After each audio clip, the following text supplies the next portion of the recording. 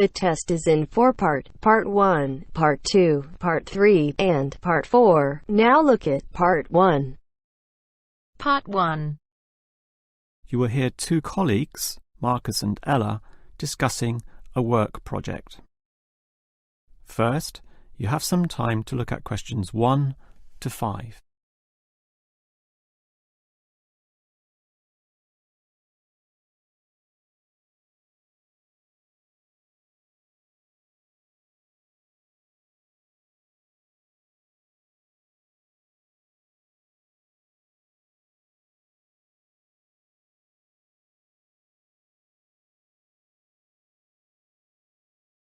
Now we shall begin.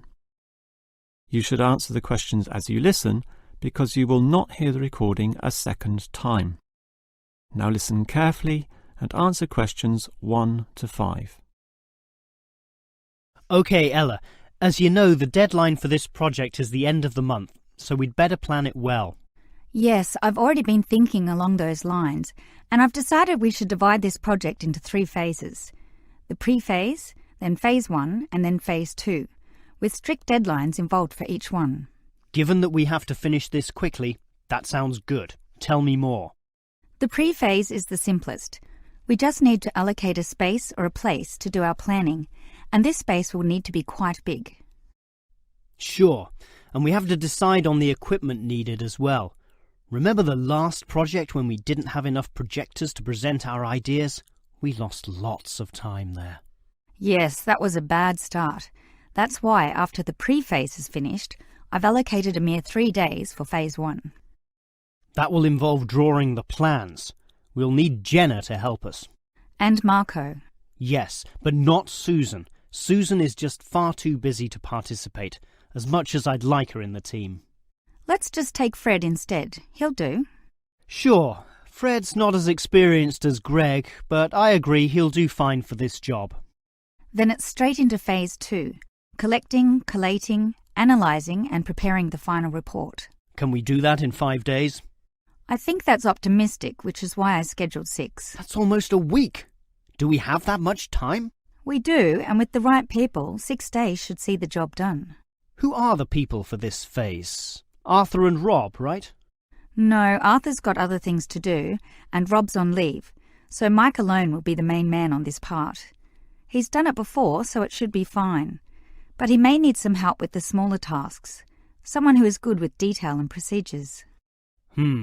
Peter's not free at the moment, so I can arrange Leo to chip in some time and advice. Leo's very useful, particularly under pressure. And that's everything sorted. Well done, Ella. This report should certainly be ready in time. Before you hear the rest of the conversation, you have some time to look at questions 6 to 10.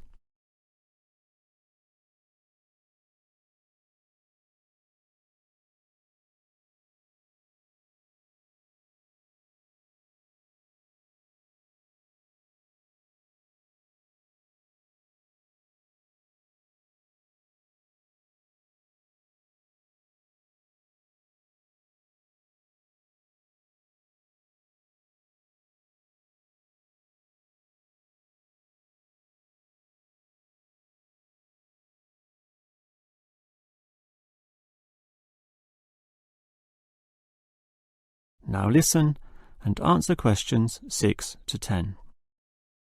OK, Ella, you've done a good job with the basic time frame of this project, but what about specifics? What sort of specifics? Well, things like information gathering. Are we going to use questionnaires like we did last time?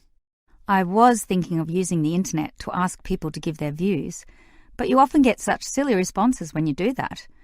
I'm of the view that the best way to find out things is to ask people directly, so that's what we'll do. OK, but that will take longer. We'll probably even have to do some of the work at home. No, I don't think so, as long as we stay back at work for some after-hours meetings. Well, that's better than coming in early. No one functions well in the morning. Also, the final report will need at least 2 appendices. Not only that, we'll have to attach a small booklet to the end, containing printouts of the relevant parts from all the foreign websites we accessed. That will take even more time. Are you sure we can meet this deadline? Yep, I've worked it all out and I'm confident we can do it. Phase 1 should be finished by the 5th, leaving Phase 2 to begin about the 8th or 9th. Now, there's a public holiday on the 10th, meaning that everything should be able to be submitted on the 15th. And after that, we can relax and celebrate on the 25th when the Design Division gives us approval to go ahead. Ha! You're assuming that the Design Division will approve this, and that's not guaranteed at all. Oh, come on, Marcus, be positive. You know this should be approved. In fact, I'm even planning the celebration when this is all over. Oh yeah? What's on the agenda then? Well, we definitely don't want to party in the office, do we? We'll want to get away from this place, and we're all too busy with our own lives and families to find a mutual time free for a dinner party. So I thought we'd just buy some nice expensive gifts for everyone who participated. We can just give these to the people here in the office. That sounds fine to me, but make sure they're not too expensive. The budget department will never approve the cost. Don't worry, I know how much I can get away with. All right, I'll leave that with you. That is the end of part 1. You now have half a minute to check your answers.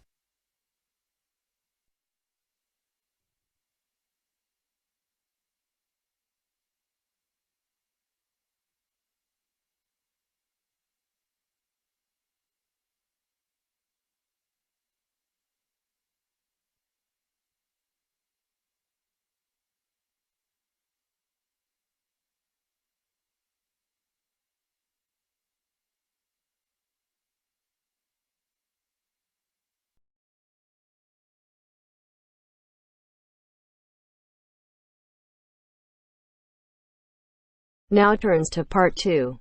Part 2.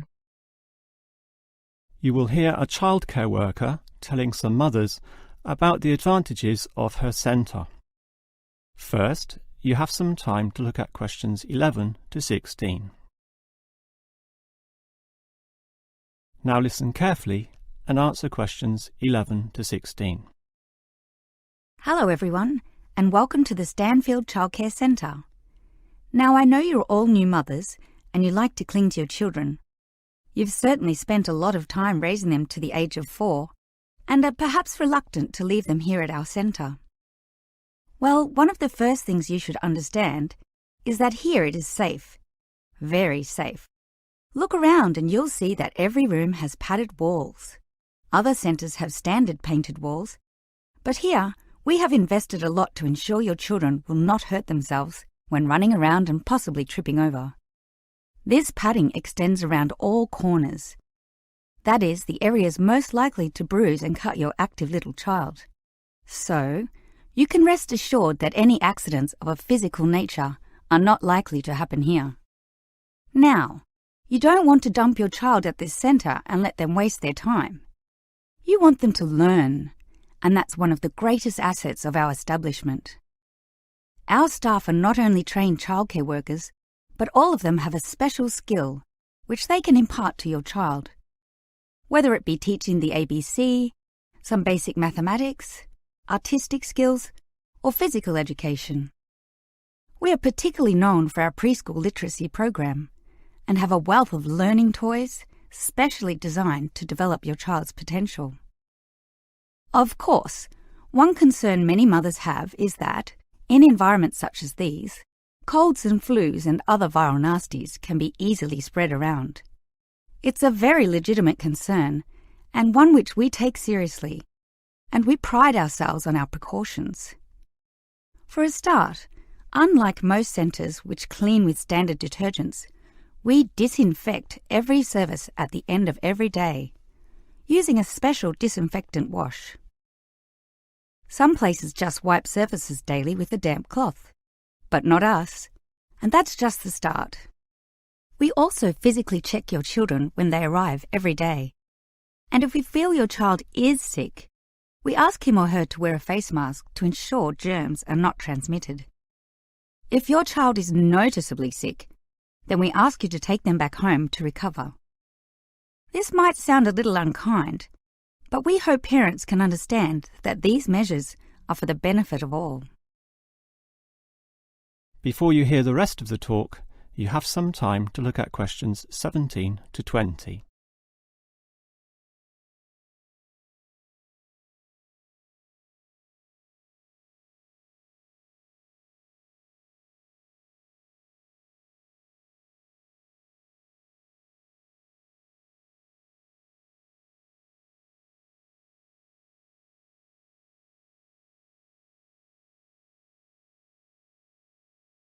Now listen and answer questions 17 to 20.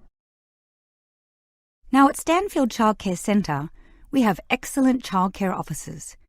And let me briefly introduce them. We have Susan, Andrea, Bella, Kathy, Lisa and Liz.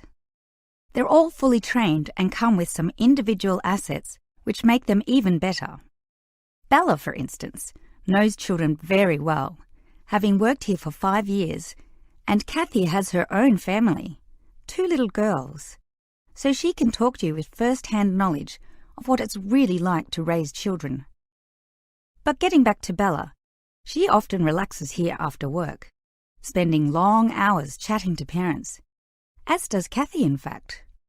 But in terms of hours, nothing can compare to Andrea, who will sometimes spend the night here, staying in our overnight room.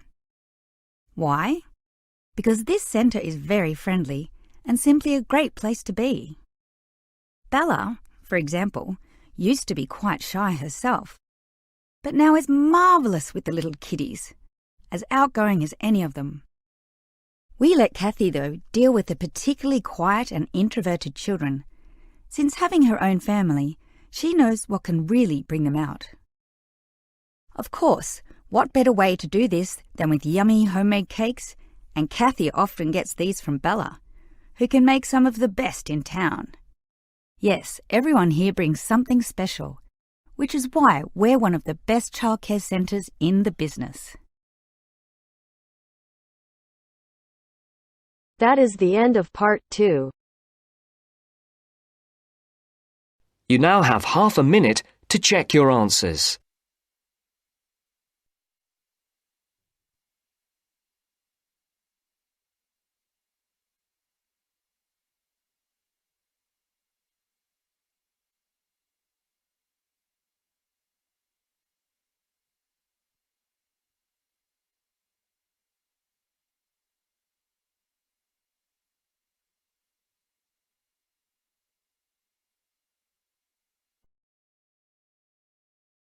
Now turns to part 3. Part 3. You will hear 2 students, Dylan and Emily, discussing the techniques they use when listening to lectures. First, you have some time to look at questions 21 to 24.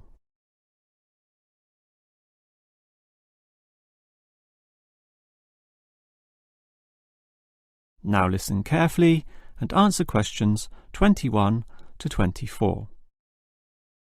Hi, Emily. What did you think of that lecture? A bit hard to follow, but I have some good lecture listening note-taking strategies which really help, so I can review the lecturer's message later. Lecture listening note-taking strategies? Review it later? That sounds interesting. I must admit, I struggle a bit to take down the gist of what I hear. Look at my notes. Well, I can see a basic problem immediately. You're writing full words, such as century, when all you need is a C. And don't write increase, just draw an up arrow. And why write thousand when a TH will do? I see. Just use symbols. That's not a bad idea at all. It's the most basic strategy, allowing you to record information at a faster pace. These lecturers can talk faster than others too, so you don't want to waste any time. But you need to be very familiar with your set of symbols. Why? Because you'll have to look at these notes days, weeks, or even months afterwards when you begin writing your essay. So you'll need to be able to interpret them at a later stage. I think I can do this, even by looking at your notes. Imed must mean immediately. But regarding the lecture as a whole, I knew the professor would be giving a set of specific recommendations and comparing 2 alternative approaches, so I formatted my page in advance, adding the features consistent with the nature of what I was going to hear. I think I need an example of what you mean. Well, look at my page. Before the lecture, I drew large headings saying recommendations. You should always draw these, and I draw a table saying Approach 1 and Approach 2. At the end, I drew a flowchart, as obviously the final recommendation would be a step-by-step approach. Then I was prepared in advance to simply fill in the spaces. Wow! Now that's clever. Before you hear the rest of the talk, you have some time to look at questions 25 to 30.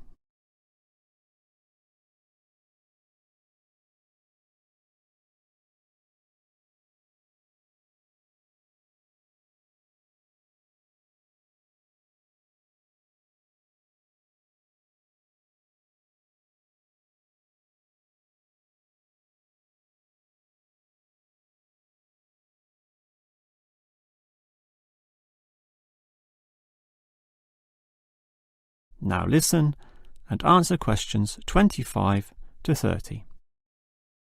Your advice about note-taking sounds great, but I still have one question, Emily. How are you able to design your page in advance? I mean, how can you predict the nature of the talk and know which design is likely to work best? It's rather obvious when you think about it. What's your next lecture about? Legal studies. Well, that suggests to me that you'll need a flowchart, since the judicial system has a very logical, do this first, do that second approach, which must be followed in that order. You know, all the processes that happen in the courtroom and the procedures that must take place to ensure complete legality. Sure, that's the way law is, very linear and orderly. But what about culture studies? That's just a mass of comparisons of different cultures. Which tells you that you'll need a table where, in tabular form, you can efficiently write down information. But often the lecture's not that simple. The professor throws in a really complex mix of ideas. Then use a spider graph, like the web a spider makes, where there's a central idea around which you attach all the associated thoughts and ideas and impressions. I see. I think I understand. And that would be very quick too, very efficient. I like that. But what about management theory? How would you approach that? The same as with culture studies. I'd use a network, which is basically the same as a spider graph, linking thoughts, although this time there are directions involved. It is this element that makes it different, the fact that the thoughts go one way and not the other. OK, has directions. It sounds logical. And what about the other subjects, such as political science? There's no predictable order to that. Well, for that I'd just put my notes in a line, that is, in linear or straight line fashion, and these notes would use symbols, of course, to save time. OK, that just leaves mass media. For that, I wouldn't have any special design at all. As you say, sometimes it's impossible to predict in what way lecturers will present their information, in which case the best you can do is pre-write headings, but not specific, just general, as in Main 1, Main 2, Sub 1, 2 and 3, and so on. OK. But always be prepared to adapt to the nature of the talk, using any one of the other methods if it becomes appropriate at the time. That is the end of part 3. You now have half a minute to check your answers.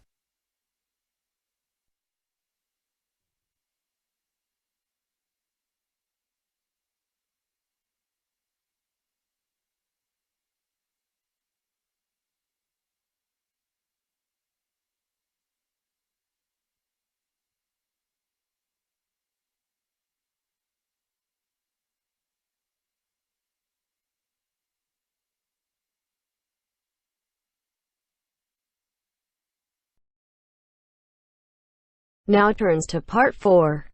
Part 4. You will hear a lecturer talking about caves. First, you have some time to look at questions 31 to 33.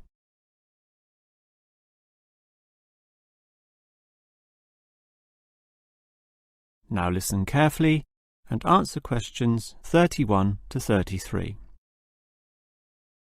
If there is one natural feature which has long fascinated man, it is caves, those natural underground spaces into which people can enter. No known cave in the world can exist without it being extensively explored.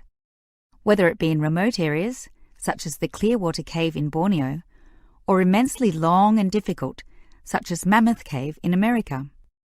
Or perhaps the most challenging, those caves below the water table, full with water, in which case the exploration is known as cave diving. Whatever the case, if the caves are known, as complex and difficult as they usually are, they will be explored. The formal name for the study of caves is speleology and involves many disciplines such as chemistry, geology, biology, and cartography, or the science of making accurate maps, since the largest caves can be hundreds of kilometres long and highly complicated. If the exploration is just for fun, the activity is known as caving. But with the difficulties and dangers involved, the average caver is often involved with one of these speleological sciences. As for the number of caves in the world, research suggests that only a fraction have been found and documented, mostly in the areas in which caving has long been a popular activity, such as in America, France, or Australia. China, for example, has huge areas of limestone bedrock, prime material for cave formation, and logically must contain among the largest number of caves in the world. Yet only few are documented due to the lack of interest in caving there. Thus, as exploration continues, new caves will be discovered, and it is likely that the numbers could radically change in the future. Before you hear the rest of the lecture, you have some time to look at questions 34 to 40.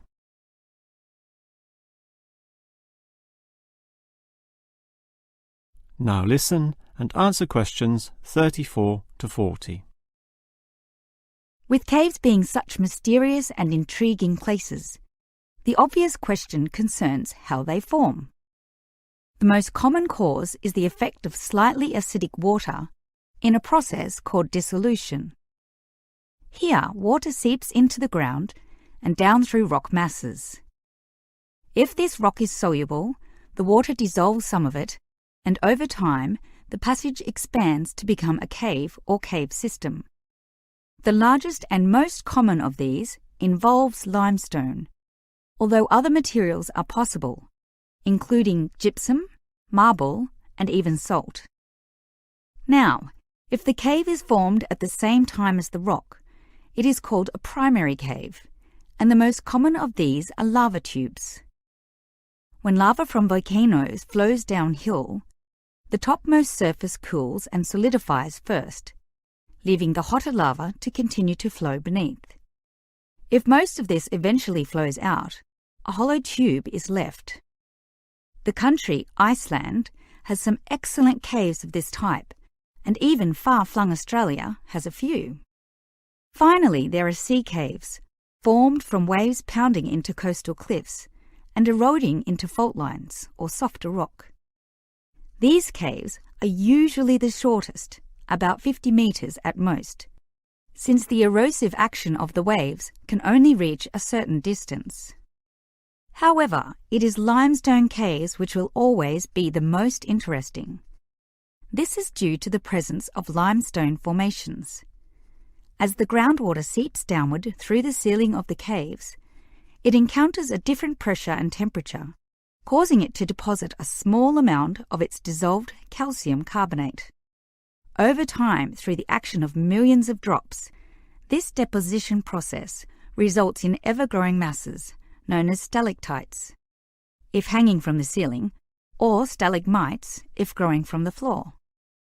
Alternatively, the water may flow over a large surface of rock, forming flowstone, and with other sorts of processes can result in beautiful milky white formations of astonishing complexity. One of the best examples of this, as well as of what surprising discoveries may yet await, is the Lechu Gila Cave in New Mexico. In the 1950s, some cavers heard the sound of wind underneath some large boulders on the cave floor, a clear sign of a deeper passageway. It took until 1984 for a group of cavers to gain permission to start digging, and 2 years later, in 1986, they broke through into a walkable passageway, unlocking one of the longest cave systems in the world, the deepest in America, and some of the most beautiful formations ever found. Unusually, Many of these were yellow with sulfur, suggesting that the caves were a result of hydrogen sulfide from nearby oil deposits. This was forced through fracture lines, combining with existing groundwater to form sulfuric acid, dissolving the limestone from the bottom up instead of the normal top-down seepage, which characterizes most limestone cave formations. That is the end of section. That is the end of part 4. You now have half a minute to check your answers.